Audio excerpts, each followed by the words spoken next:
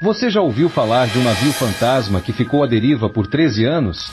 Inicialmente, supôs-se que o navio Octavius estivesse vazio quando foi avistado, mas, quando os marinheiros se aproximaram, o que encontraram foi ainda mais macabro. Sob a cobertura, encontraram toda a tripulação completamente congelada. O capitão estava sentado quase estoicamente à mesa, com o bolígrafo ainda na mão e seu diário aberto à sua frente. Na última página do diário, estava registrada a última entrada, datada de 11 de novembro de 1762. A última posição registrada indicava que o barco estava a cerca de 250 milhas ao norte da costa ártica do Alasca.